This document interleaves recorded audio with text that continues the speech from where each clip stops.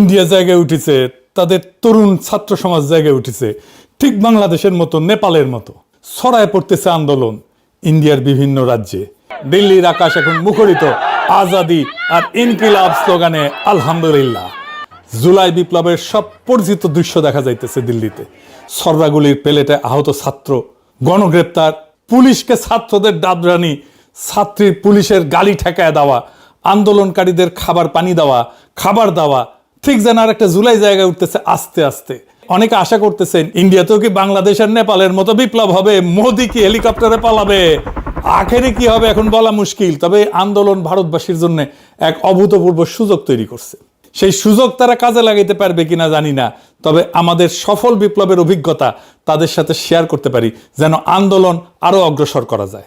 আজ আমরা দেখবো এই আন্দোলন কেন, কিভাবে তৈরি হলো, কেমনভাবে শক্তি সঞ্চয় করলো, আর কেমনে এই লড়াই মোদির হিন্দুত্ববাদী ফ্যাসিবাদ উৎখাতের দিকে যাইতে পারে। সেই আলাপটা করি। আন্দোলন আমাদের বোঝা দরকার, অনুসরণ করা দরকার, সমর্থন করা দরকার। আসেন আল্লাহর নামে শুরু করি। এই বছরের মে মাসে মাঝামাঝি ভারতের প্রধান বিচারপতি সূর্যকান্ত এক শুনানিতে একটা মন্তব্য করছিলেন, খুব ফাউল মন্তব্য করেছিলেন। বেকার তরুণদের একাংশকে তুলনা করছেন আরশোলা আর সমাজের পরজীবীর সাথে। পরে কইছে ভুল বোঝা হয়েছে, যেমন কয় আর কি। হ্যাঁ, হাসিনা যেমন রাজাকারকে কইছিল আমার মন্তব্যকে ভুল বুঝেছিল। যাই হোক, কয়েকদিনের মধ্যে একটা অসম্ভব জিনিস ঘটে উঠলো, কেউ আন্দাজি করেনি। লক্ষ লক্ষ তরুণ এই আরশোলা গালিটাকে নিজের নাম বানায় নিল। তোমরা আমাদের আরশোলা বলছো, ঠিক আছে, তাহলে দেখো আরশোলারা এক হইলে কি হয়। তুমি আমাদের রাজাকার বলছো, দেখো রাজাকাররা এক হইলে কি হয়। জন্ম নিল ককরোচ জনতা পার্টি, একই রকম ভাবে বাংলাদেশের মতো। নামটা নিজেই একটা স্যাটার। ভারতীয় জনতা পার্টির বদলে ককরোচ জনতা পার্টি, এটা প্যারোডি। আর 2 মাস পরে দিল্লির রাস্তায় হাজার হাজার তরুণ। এই ককরোচ জনতা পার্টির প্রতিষ্ঠাতা অভিজিৎ দে, একজন 30 বছর বয়সে কমিউনিকেশন স্ট্র্যাটেজি, বোস্টন ইউনিভার্সিটি থেকে পাবলিক রিলেশনসে মাস্টার্স করছে। ককরোচ পার্টি যে গতিতে ছড়াইছে সেটা অবিশ্বাস্য। চালুর 78 ঘন্টার মধ্যে ইনস্টাগ্রামে 30 লক্ষ ফলোয়ার, 5 দিনে কম সময় 1 কোটি পার। বিজেপির অফিসিয়াল অ্যাকাউন্টকে ছাড়াই গেছে। মে মাসের শেষে 2 কোটির বেশি ফলোয়ার, 3,50,000-এর বেশি রেজিস্টার্ড সদস্য। 12 বছর ধরে ক্ষমতায় থাকা একটা দলের চেয়ে বেশি ফলোয়ার 2 মাস বয়সে একটা স্যাটায়ার আন্দোলনের। এটা শুধু একটা সংখ্যা না, এটা একটা সিগন্যাল। তারা রাস্তায় নামলো কেন? 2টা কারণ।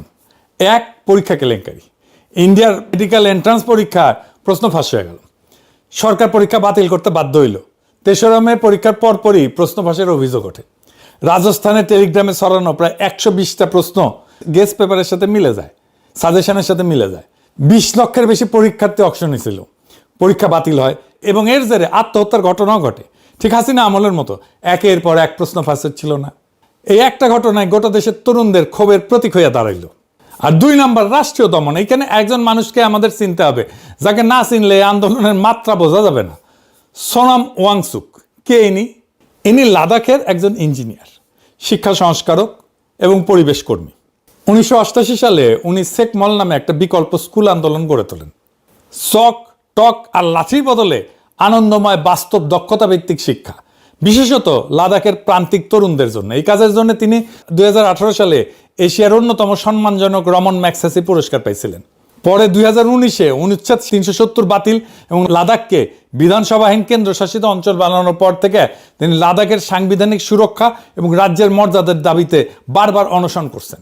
কিন্তু ইন্ডিয়া জুড়ে সাধারণ মানুষ তাকে অন্য একটা কারণে চেনে। কথিত আছে 2009-এর ব্লকবাস্টার 3 ইডিয়টসের আমির খানের অভিনীত যে চরিত্র ছিল ফুনসুং ওয়াংডু, এইটা ওয়াংচুকের আদলে তৈরি। নামেও কিন্তু মিল আছে, ওয়াংডু আর ওয়াংচুক। চরিত্রটার সাথে ওয়াংচুকের মিল কিন্তু স্পষ্ট। প্রথাগত শিক্ষা ব্যবস্থার বিরুদ্ধে বিদ্রোহী, উদ্ভাবক, প্রত্যন্ত এলাকায় শিশুদের আনন্দে শেখানো একজন শিক্ষক। এবং আমির খানও কিন্তু ওই রকম লাদাখের আশেপাশেই গেছিল আর কি। সত্য মিথ্যা যাই হোক, জনপ্রিয় মানুষের জনপ্রিয় স্মৃতিতে ওয়াংচুক, ফুংসুক ওয়াংডু, এই ধারণাটাই তাকে জাতীয় আইকন বানাইছে এবং সেটাই এই আন্দোলনে তার আলাদা ওজন দিছে। এই মানুষটাই 59 বছর বয়সী ম্যাগসেসে জয়ী লক্ষ তরুণের কাছে অল ইজ ওয়েলের প্রতীক।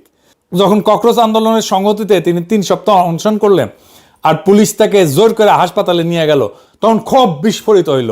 একজন সাধারণ কর্মী না, একজন জাতীয় নৈতিক প্রতীকের গায়ে হাত পড়ায় আন্দোলন নতুন মাত্রা পাইল। আর 20 জুলাই 10,000-এর বেশি বিক্ষোভকারী পার্লামেন্টের দিকে মিছিল করলো, দাওয়া দিল। পুলিশ কাঁদানে গ্যাস, লাঠি চালাইলো। এইটাই এখন পর্যন্ত মোদী সরকারের বিরুদ্ধে তাদের সবচেয়ে বড় চ্যালেঞ্জ। মূল দাবি এখনো পর্যন্ত শিক্ষামন্ত্রী ধর্মেন্দ্র প্রধানের পদত্যাগ আর পরীক্ষা ব্যবস্থার সংস্কার। এখনো পর্যন্ত মোদি হটাও দাবি তারা তোলেনি, অন্তত এখন না।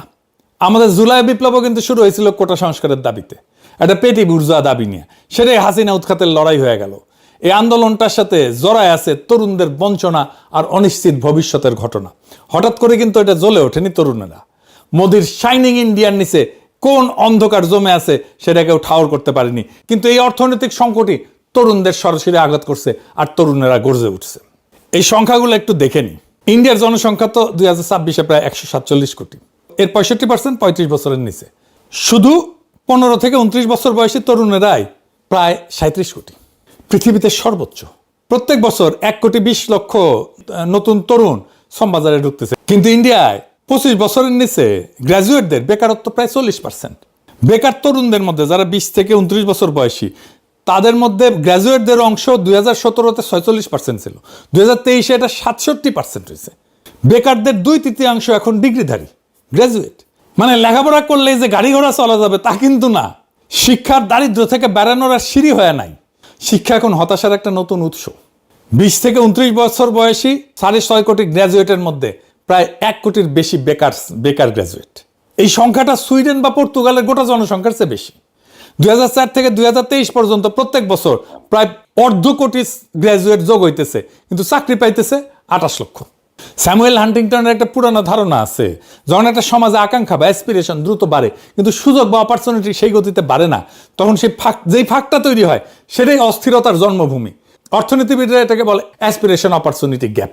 ভারতের 36 কোটি তরুণ শিক্ষিত হচ্ছে, স্বপ্ন দেখতেছে, ইনস্টাগ্রামে গোটা দুনিয়ার জীবনযাত্রা দেখতেছে, আর বাস্তবে চাকরি নেই। এই ফাঁকটাই ককরোচ। বঞ্চনাটা বানানো না, সংখ্যায় প্রমাণিত এবং গভীর। এটা নিছক ভাইরাল একটা ট্রেন্ড না। ভারতের তরুণরা অনেকবারই রাজপথে নামছে, এইবারও নামছে, রাজনৈতিক পরিবর্তনও আনছে। আসেন সেইগুলো আমরা একটু ফিরে ফিরে দেখি। ভারতের ছাত্র তরুণদের আন্দোলন এটা নতুন কিছু না। এই আন্দোলনগুলো দেখলে একটা প্যাটার্ন কিন্তু ধীরে ধীরে বাড়ায় আসে।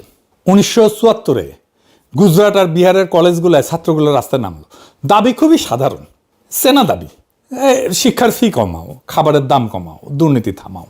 আগের বছর ফসল মার খেয়েছিল ওই অঞ্চলে, খাদ্য উৎপাদনে ধস নামছে, মূল্যস্ফীতি ঠেকছে প্রায় 17%। মানুষের পেটে টান পড়ছে, আর ছাত্ররা সেই ক্ষোভের প্রথম কণ্ঠস্বর হয়ে উঠল। কিন্তু ছাত্র আন্দোলনের একটা চিরকালীন সমস্যা আছে, উত্তেজনা থাকে, সংগঠন থাকে না। ক্ষোভ থাকে, কিন্তু গোটা দেশের কাছে গ্রহণযোগ্য মুখ থাকে না। বিহারের ছাত্ররা এই দেয়ালে বারবার ধাক্কা খাইতেছিল। তারা তখন এমন একজনের দ্বারস্থ হইল যিনি বহু বছরের সক্রিয় রাজনীতি থেকে দূরে ছিলেন, নাম জয়প্রকাশ নারায়ণ। ইনি কে? ভারতের স্বাধীনতা সংগ্রামের একজন কিংবদন্তি। ব্রিটিশ বিরোধী আন্দোলনে জেল খাটছেন, সমাজতন্ত্রী নেতা হিসেবে নেহরুর সমসাময়িক। কিন্তু স্বাধীনতার পর উনি ক্ষমতার রাজনীতি আর করেন নাই, ছেড়ে দিচ্ছেন। মন্ত্রিত্ব দেওয়া হয়েছিল ওনাকে, প্রস্তাব ফিরাই দিচ্ছেন উনি প্রস্তাব। উনি সামাজিক আন্দোলন করতেন, ভূমিহীনদের সাথে কাজ করতেন, জমিদারদের কাছ থেকে জমি নিয়ে গরিবদের বিলাই দিতেন। তার মানে ওনার কোনো পদ ছিল না, দল ছিল না, ক্ষমতার লোভ ছিল না। ঠিক এই কারণেই তার কথার ওজন ছিল অন্য সবার চেয়ে বেশি। 1974 সালে তার বয়স 72 বছর, শরীর ভাঙা, হার্টের রোগ। ছাত্র তখন থেকে নেতৃত্ব নিতে অনুরোধ করলো, একটা শর্ত দিয়েছিলেন যে আন্দোলন হইতে হবে সম্পূর্ণ অহিংস। তারপর রাজি হয়েছিলেন উনি, খেলা ঘুরে গেল। জয়প্রকাশ যোগ দেওয়ার আগে ওইটা ছিল বিহারের ছাত্রদের একটা আঞ্চলিক ক্ষোভ, যোগ দেওয়ার পরে সেটা হয়ে দাঁড়ালো একটা জাতীয় নৈতিক অভিযান। ইনি নাম দিলেন সম্পূর্ণ ক্রান্তি, সম্পূর্ণ বিপ্লব। ছাত্রদের দাবি আর ফি আর খাবারের দামে সীমাবদ্ধ থাকলো না, দাবি হয়ে গেল গোটা ব্যবস্থার পরিবর্তনের। বিরোধী দলগুলো একজোট হইল তার পেছনে, কারণ তাকে কোনো দলের লোক বলে দাগানো যাইতেছিল না। একটা ছাত্র আন্দোলন জাতীয় রূপ নিয়েছিল তখনই, যখন সে একজন নৈতিক কর্তৃত্ব সম্পন্ন ক্ষমতা নিরপেক্ষ মানুষকে সামনে পাইছিল। আজকের ককরোচ আন্দোলনে সোনাম ওয়াংচুক ঠিক সেই ভূমিকায় দাঁড়াইতেছেন মনে হয়। এই বিহারের আন্দোলনের ফলে ইন্দিরা গান্ধীর গদি নড়ে গেছিল। জরুরি অবস্থা জারি হইল, সংবাদপত্র বন্ধ, বিরোধী দলের নেতারা জেলে, জয়প্রকাশ নারায়ণকেও জেলে নেওয়া হয়েছিল। গণতন্ত্র স্থগিত, মনে হইল সব শেষ, ইন্দিরা গান্ধী জিতে গেল। কিন্তু ইতিহাস এইটা T20 না, এটা টেস্ট ম্যাচ, এটা দীর্ঘ খেলা খেলে। 3 বছর পর 1977-এ সেই ইন্দিরাই ভোটে ধরাশায়ী হইল। আর ওই ছাত্র আন্দোলনের গর্ভ থেকে জন্ম নিল একটা গোটা রাজনৈতিক প্রজন্ম, নীতিশ কুমার, লালু প্রসাদ, আরো অনেকে, যারা পরের 40 বছর ভারতের রাজনীতি চালাইছে। আন্দোলন হারে যাও জিতছিল, তবে সঙ্গে সঙ্গে না। এর 16 বছর পর 1990-এ ছাত্ররা আবার রাস্তায় নামছিল। ইন্ডিয়া জাতপাতের বৈষম্য কাটাইতে সরকারি চাকরি এবং শিক্ষা একটা সংরক্ষণের ব্যবস্থা আছে, কোটা সিস্টেম আছে বহু বছর থেকে দলিত আর আদিবাসীদের জন্য। কিন্তু মাঝখানে একটা গ্রুপ রয়ে গেছে ওবিসি, অর্থাৎ অন্যান্য অনগ্রসর শ্রেণী, জনসংখ্যার প্রায় অর্ধেক, কিন্তু যারা অস্পৃশ্য না আবার উচ্চবর্ণও না। 1979 সালে বিপি মণ্ডলের নেতৃত্বে একটা কমিশন সুপারিশ করছিল যে এদের জন্য 27% একটা সংরক্ষণ কোটা দরকার। রিপোর্টটা 10 বছর ধরে ফেলায় রাখা হয়েছিল আলমারিতে, কোনো সরকারি ছোঁয়ার সাহস পায়নি। 1990 প্রধানমন্ত্রী ছিল ভিপি সিং, উনি ভিপি সিং সেটা কার্যকর করার ঘোষণা দিলেন, আর তখনই আগুন লাগলো। রাস্তায় নামলো মূলত উচ্চবর্ণের শহুরে ছাত্ররা, দিল্লি বিশ্ববিদ্যালয় থেকে শুরু করে। তাদের ভয় 27% যদি সিট চলে যায় আর চাকরি যদি চলে যায় আমাদের কি থাকলো। আন্দোলন ছড়াইলো সারা দেশে, তা এমন মরিয়া চেহারা নিল যে ছাত্ররা প্রকাশ্যে গায়ে আগুন দিতে শুরু করলো। রাজীব গোস্বামী নামের এক ছাত্রের জ্বলন্ত শরীরের ছবি হয়ে উঠলো সেই সময়ের প্রতীক। 74-এর সাথে পার্থক্যটা দেখেন, জেপির আন্দোলন ছিল সমাজের নিচতলার পক্ষে, বঞ্চিতদের হয়ে, আর মন্ডল বিরোধী আন্দোলন ছিল উল্টা, প্রতিষ্ঠিত সুবিধাভোগীদের সুবিধা রক্ষার লড়াই। দুটোই ছাত্র আন্দোলন, দুটাতেই তরুণরা রাস্তায়, দুটাতেই আত্মত্যাগ, কিন্তু ইতিহাসের দাঁড়িপাল্লায় দুটার ওজন কি এক না। ছাত্ররা রাস্তায় নামলে সেটা প্রগতিশীল হয়ে যায় না, এই কথাটা আজকের কক্সবাজারের ক্ষেত্রে মাথায় রাখতে হবে। যেমন শাহবাগের তরুণ আর জুলাইয়ের তরুণরা কি এক? কোনটা প্রগতিশীল? শাহবাগ প্রতিক্রিয়াশীল আর জুলাই প্রগতিশীল। তরুণরা কি চাইতেছে তা না, প্রশ্নটা হলো কার হয়ে চাইতেছে। আর এই আন্দোলনের ফল আসলো খুব দ্রুতই, বিজেপি ভিপি সিং এর উপর থেকে সমর্থন তুলে নিল, আর নভেম্বরে ভিপি সিং সরকার পড়ে গেল। দেখে মনে হলো আহা, আন্দোলনের সরকার ফেলাই দিল। না, ভিপি সিং এর সরকার ছিল একটা ভঙ্গুর জোট সরকার, নিজের কোনো সংখ্যাগরিষ্ঠতা ছিল না, বাইরে থেকে দুই বিপরীত মেরুর সমর্থনে টিকেছিল, একদিকে বিজেপি আর একদিকে বামপন্থীরা। অদ্ভুত ব্যাপার, এই সরকার এমনিতেই সুতায় ঝুলতেছিল, রাস্তার চাপ শুধু শেষ ধাক্কাটা দিছে। সরকার পড়ছিল সংসদের ভেতরে, রাস্তায় না। বাম আর বিজেপি একসাথে সরকারকে সমর্থন দিছিল, আজীব ব্যাপার না। এরপরে 2011 দিল্লির যন্তর মন্তরে অনশনে বসলো একজন প্রবীণ গান্ধীবাদী সমাজকর্মী, আন্না হাজারে। মহারাষ্ট্রের গ্রামে পানি সংরক্ষণের কাজ কইরা পরিচিত হয়েছিলেন, ঠিক একই জায়গায় যেখানে আজকে কক্রোচরা বসে আছে। দাবি একটাই, একটা শক্তিশালী দুর্নীতি বিরোধী প্রতিষ্ঠান লোকপাল দিতে হবে।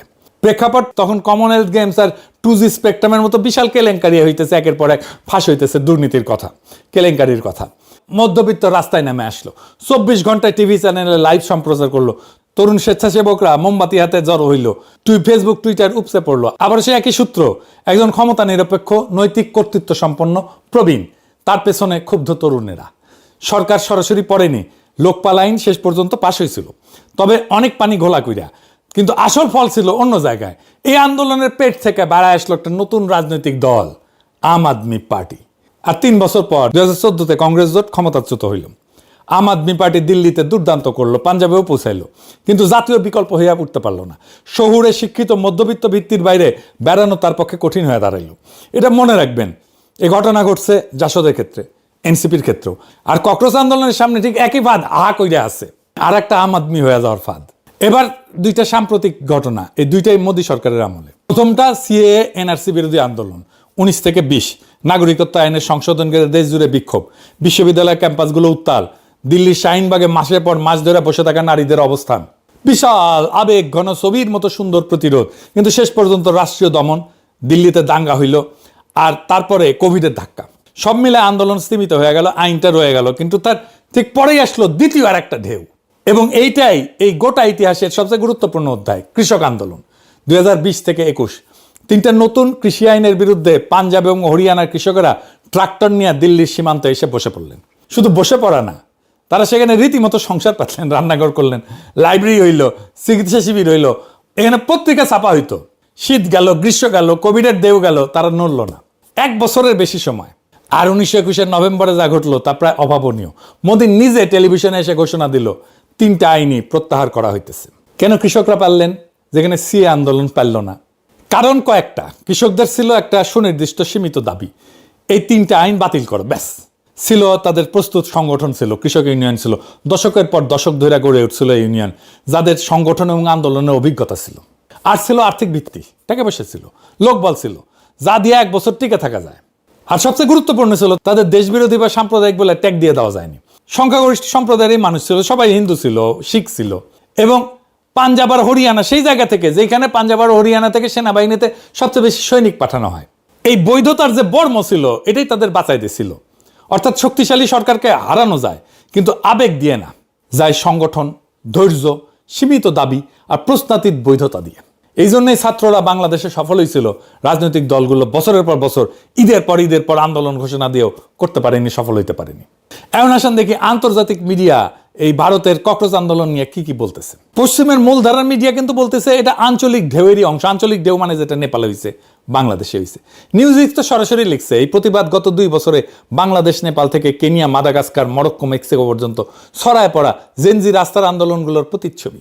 ফিনান্সিয়াল টাইমস বলেন, ওয়াল স্ট্রিট জার্নাল বলেন, এনপিআর বলেন, আল জাজিরা বলেন, পিবিএস বলেন, সবাই আন্দোলনটাকে বাংলাদেশ নেপালের প্রেক্ষাপটে বসায় বিশ্লেষণ করতেছে। আমি যেটা বললাম এই প্রথমে অর্থনীতি, ওয়াল স্ট্রিট জার্নাল অর্থনীতিকে মূল কারণ হিসেবে দেখাইতেছে, দ্রুত বর্ধনশীল অর্থনীতি কিন্তু তরুণদের চাকরি নেই, এটাই ওয়াল স্ট্রিট জার্নাল বলছে। এখন এই আন্দোলন মোদির পতনের দিকে যাবে কিনা সেটা ভবিষ্যৎ বলবে, তবে মোদিকে যথেষ্ট চাপে তো ফেলবেই। এই আন্দোলন যদি সারা ভারতের সব রাজ্যে ছড়ায় যায় তাহলে একটা বিপ্লবাত্মক অবস্থা সৃষ্টি হইতে পারে। তবে এই আন্দোলন যেটা স্পষ্ট করছে ইন্ডিয়ান সমাজের গভীরে মোদির শাসনের বিরুদ্ধে বিপুল সংখ্যক মানুষ ক্ষুব্ধ, কিন্তু তারা কথা বলতে পারে না, পথে নামতে পারে না, এবং এরা রাজনৈতিক দলের পিছনে দাঁড়াবে না।